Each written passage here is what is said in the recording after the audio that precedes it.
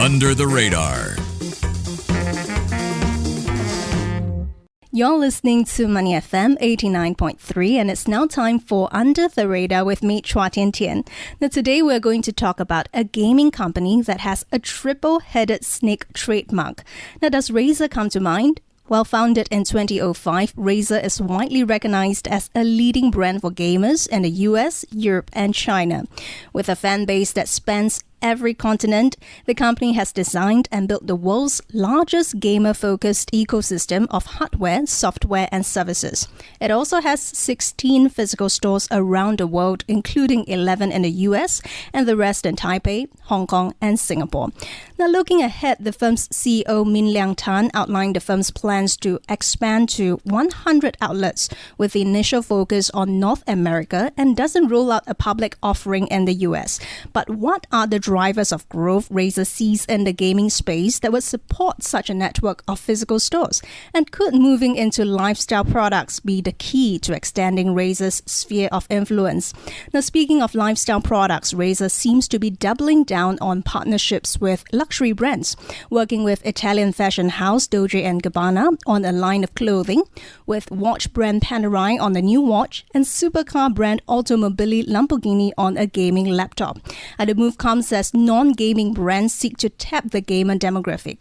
The question is, how far can such partnerships boost Razer's top and bottom lines and position it as the go-to gaming company for the affluent? Lots of questions, and for the answers, I have with me Eddie Tan, Global Head of Lifestyle Division at Razer. And Eddie, welcome. Thank you, Tian Tian. It's a pleasure to be here with you and on the Money FM. Thanks for the introduction. You have very adequately and aptly introduced us. But when it comes to describing our brand, the Razer brand, there's really so much that I can share, and I would love to share with everyone over here.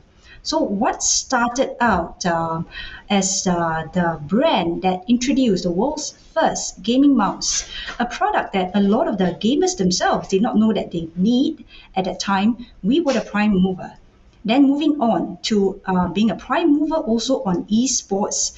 Fast forward to today, 2023, since we have founded the brand by our CEO and co-founder, Min-Liang Tan. In short, we call him Min in a more endearing way.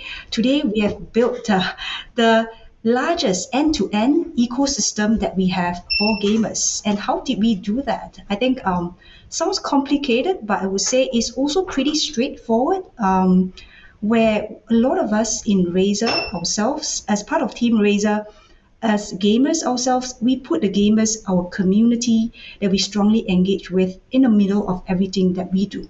We want to build phenomenal product for them. We want to be part of their lives, be it gaming or non-gaming. This is what we are known for today, not only for our award-winning gaming hardware, but we are also the world's leading lifestyle brand for gamers. And therefore, our core value, something that we strongly believe in, for gamers, by gamers. Well, for gamers, by gamers. So just to take the listeners through, you guys work on hardware, software, and the peripherals like gaming chairs, headsets, laptops. And on that note, let's talk a bit about business verticals, Eddie. I believe Razer has product verticals ranging from your PC gaming, mobile and console, gaming laptop, lifestyle products. So where does the lifestyle division fit in all of this? I would say lifestyle as a division is a relatively new division in Razer, while the other three divisions mentioned focus a lot on hardware. The lifestyle division is a proponent. We see ourselves as a division that serves a different purpose in the company's overall strategy. Gaming is a lifestyle. It is a culture today. We believe that extends to the way gamers express themselves, be it through their apparel, even through their gaming gear, pledging their allegiance to a brand that they believe in, where we work with also multiple different non-endemic brands in terms of partnership to bring a fun element, to bring excitement, and as a way of us strongly believing in engaging with these core community of ours.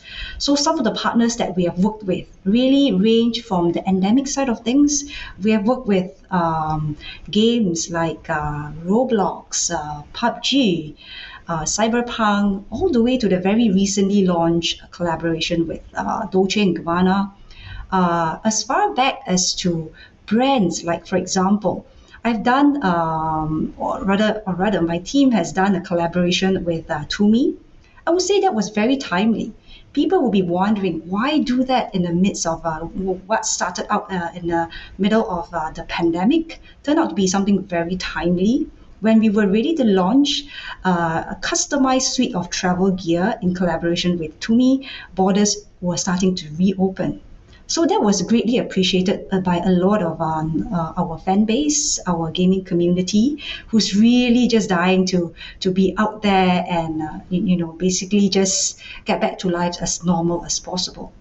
Moving on from that, the next one that I want to share with you today is something really interesting in a very meaningful way. Why did I say that? That is actually alluding to the partnership that we have with Panerai, a luxury watch brand from Italy and Swiss made. What has that got to do with a gaming brand? They basically what started out in sessions of brainstorming, which is actually a very natural course of us finding out more and understanding each other better. We realize that sustainability is really a huge focus for the two brands. So instead of focusing the collaboration on a product partnership, we really wanted to, first of all, do good, give back to the environment, but that's not all. Understanding our reach, influence, and what we can do in that space, sustainability, we actually joined forces to power to support sustainability. So we have also brought in a third-party partner, Conservation International, where we also have announced and pledged our support to their ocean conservation initiatives, specifically the manta ray conservation. So that was something quite meaningful. But what translated from there on was eventually a timepiece, a co-branded watch that we both jointly designed because our communities were really asking us, hey, we love the work that you have done for sustainability. Thank you for giving back to planet Earth, but can we be a part of this and own a piece of the collaboration? That is when I don't know if I should be saying we caved in and we said, okay, let's do a sustainability related product where we really worked hard and fast with the Panerai team. Every piece was handmade, 500 pieces, limited edition, and already sold out worldwide. So that was a massive success, not just in terms of the product that we launched, but the meaningful message behind. And more importantly, what we are trying to do to actually rally both our communities together for a good cause. So that's Panerai. So I do want to talk a little bit more about your consumer segment, because when we look at a gaming company, right, and the gaming scene, usually we talk about age, younger customers, but we don't really talk about what is the income level. If we look at the focus areas that your consumers are focused on, things like sustainability, things like lifestyle and luxury brands, it does suggest a certain level of spending power. So what is your target consumer segment like within the lifestyle division in terms of demographics and in terms of the ability to spend also? I would say for sure you have nailed it in terms of us being a premium brand. Premium, not just in terms of dollars and cents, premium in terms of quality and about our motto in being phenomenal, in bringing our product to life, and for that to be shared with our gaming community. So that is very important for us.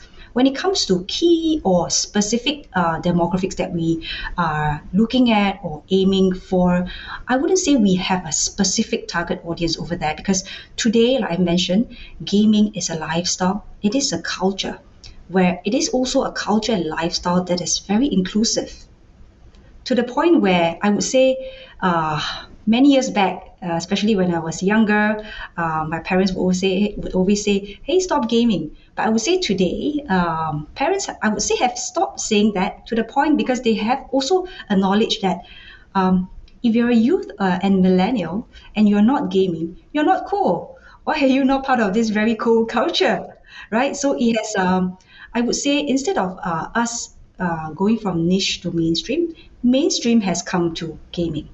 So, and we welcome that, we embrace that with our hands open. So, I would say, just to answer your question, long story short, there's no key demographic that we're trying to target. We are trying to see anyone who's proud to call themselves a gamer, essentially anyone in the youth and millennial segment today, we welcome them with open arms as part of our gaming community. And let's talk a little bit more about industry positioning, though, right? If we look at Razer versus the gaming industry, it does seem like there are some players like Logitech, Turtle Beach, but within the lifestyle segment, what is your positioning strategy against the other players? Are they even competing with you guys? I love this question whenever I get this. Do we have competition? Who are our competitors? So on and so forth. I was waiting for that question, Tian Tian. So basically, I would say there are many competitors, yet there are none. Why do I say that there are many competitors? Perhaps if I zoom in on, okay, keyboard, headset, mouse, we've got a couple of peers, trying to be at where we are. But if you look at how I've described or how the Razer brand today has become, we have the end-to-end ecosystem that is the largest for gamers. We have got verticals ranging from hardware, software, and services. There really isn't another gaming lifestyle brand like us. We are basically just the lead when it comes to being a lifestyle gaming brand for gamers. I see. And let's take a look at your global footprint, Eddie. I believe Razer has 19 offices worldwide, a focus on North America, but really financially for the lifestyle division, which is the most important market for you? I would say key markets was also where we started out, essentially by our CEO, Min himself. Primary markets will have to be the US.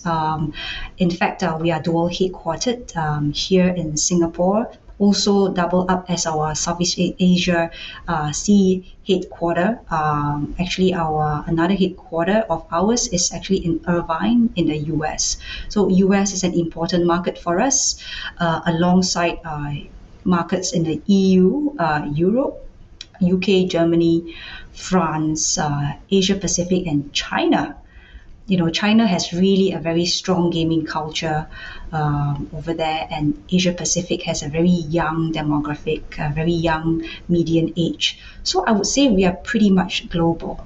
And let's talk about the role of the lifestyle division for Razer. We will talk about working with luxury firms through partnerships in just a bit, but how far is the division a significant profit driver for Razer? And also, what is the strategic value brought about by having a lifestyle division? Say, maybe the flexibility for you to move into business verticals that's very different from the original line of business, which is gaming and gaming peripherals. I would say we are, after all, a business.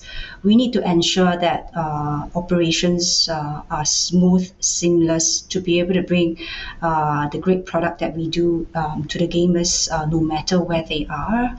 I think I want to bring the focus to the gamers once again. Gamers is really at the heart of everything that we do. So it's evident in our motto, hiring process, and our daily operations even. So this is mainly it at this point that we are able to share. So very consumer focused in that sense as to where you want to go.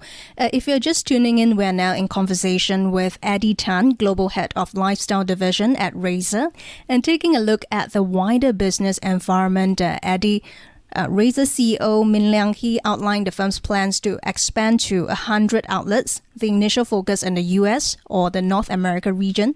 Now, if we look at the number of physical stores Razer has right now as a benchmark for your growth, the firm currently has 16 stores, so 16 to 100 is about a multiple of 6. What are the opportunities in the gaming space to support this kind of growth trajectory? And are lifestyle products the key to extending your Razer's sphere of influence?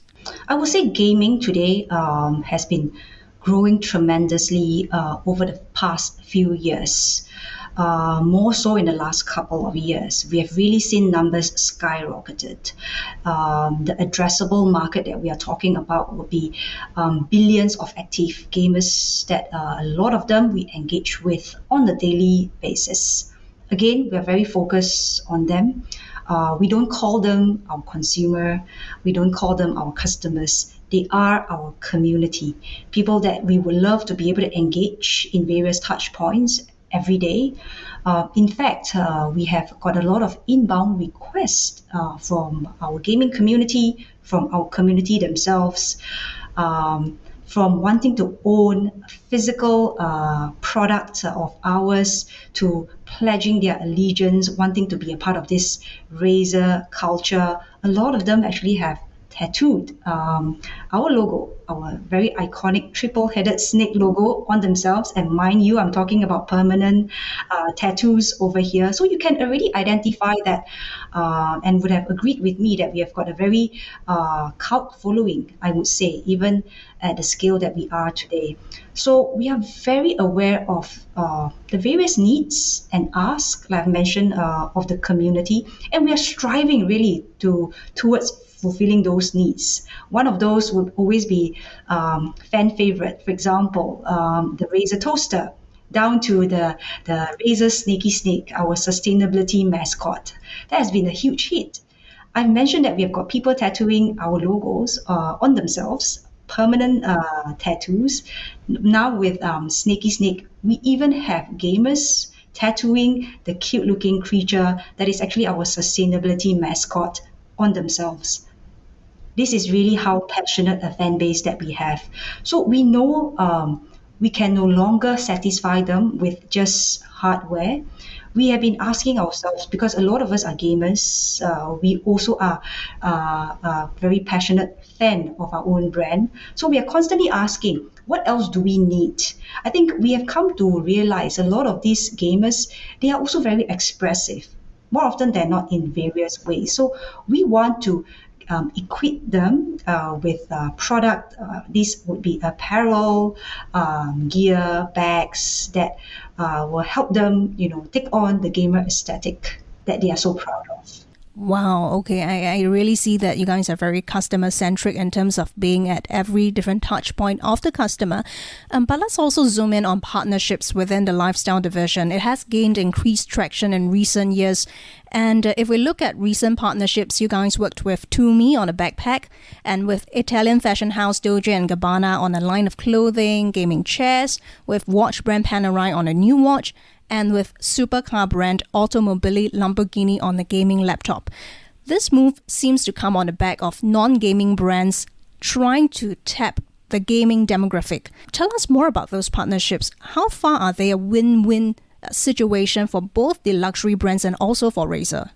To begin with, Tian Tian, I would say when it comes to partnerships, our vision is never to do many, but to do really authentic, organic and meaningful ones. That is always how we always want to start with when it comes to partnerships. Next, that would be considered would be what do we really want to achieve? What should these brands be? And more often than not, we want to partner with best-in-class brands, which is why you have already named a couple of them.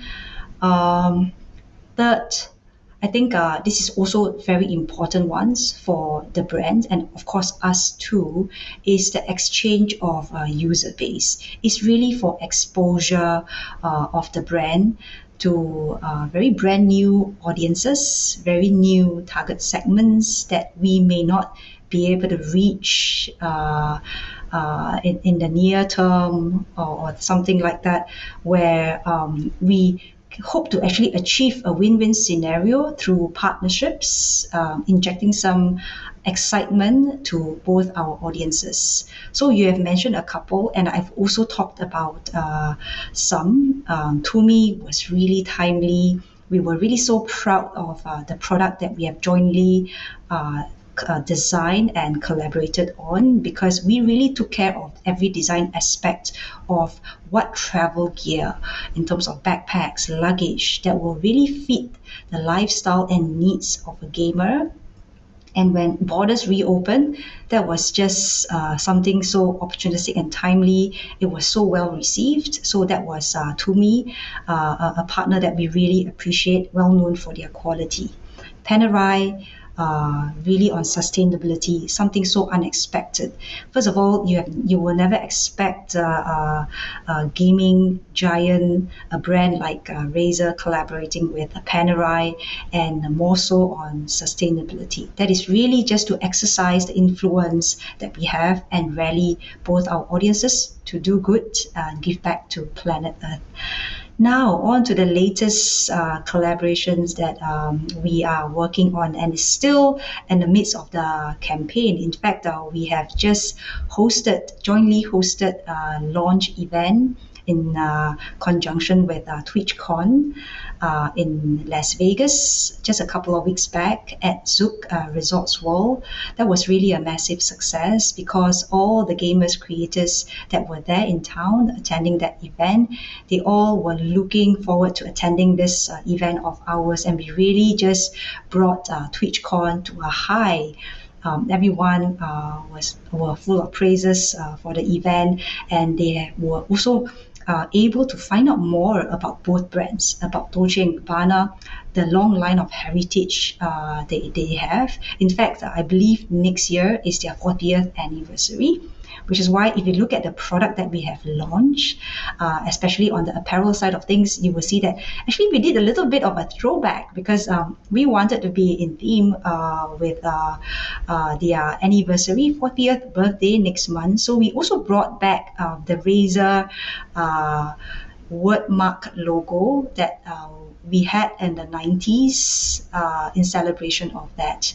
Then I still remember what started out as initial brainstorming sessions with Dolce & Gabbana, especially on a product that would make sense.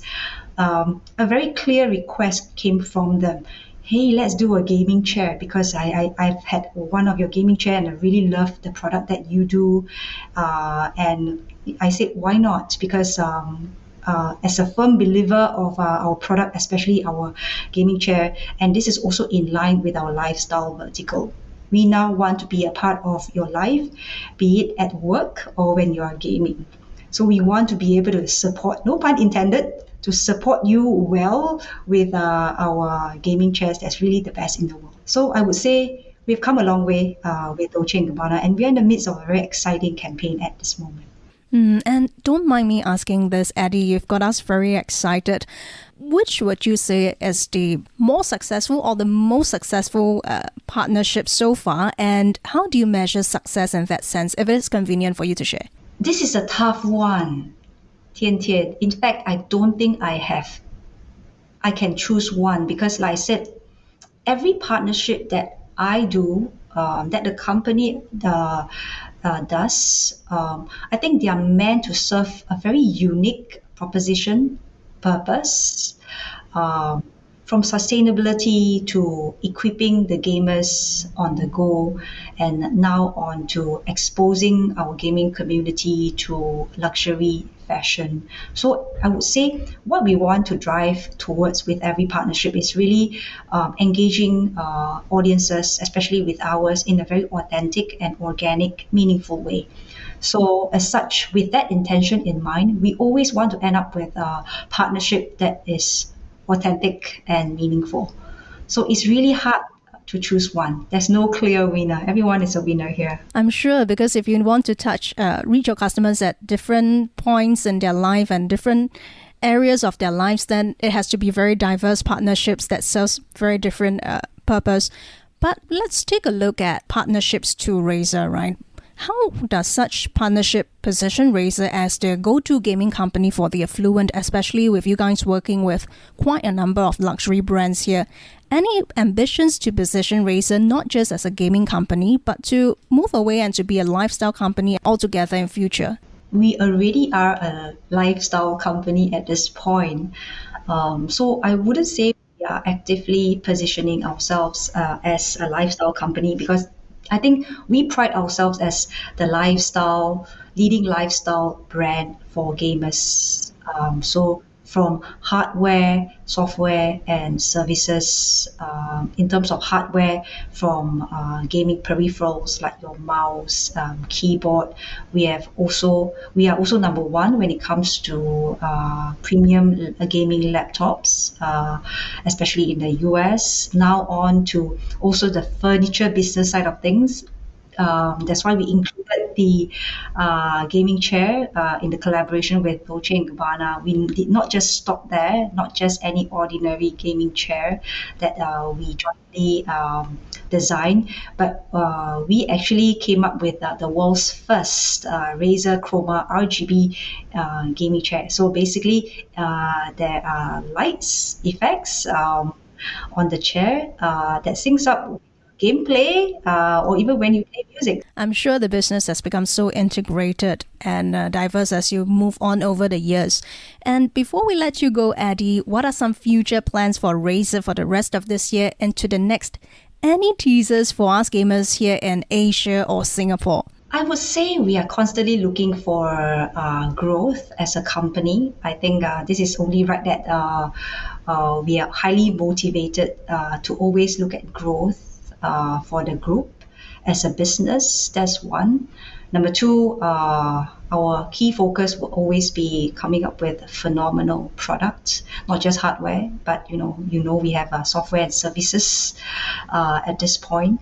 So I shall keep mum about what we have in store, but we definitely have a couple of exciting announcements, projects that will come up as always. Razer is just full of excitement. If there's no excitement, it wouldn't be Razer anymore. So we are constantly trying to outdo ourselves and continuously be phenomenal. Keeping us excited as we await more news from your side. Well, thanks a lot, Eddie, and keep us updated when you have more announcements. That was Eddie Tan, Global Head of Lifestyle Division at Razer. Thank you very much for joining us on Money FM 89.3.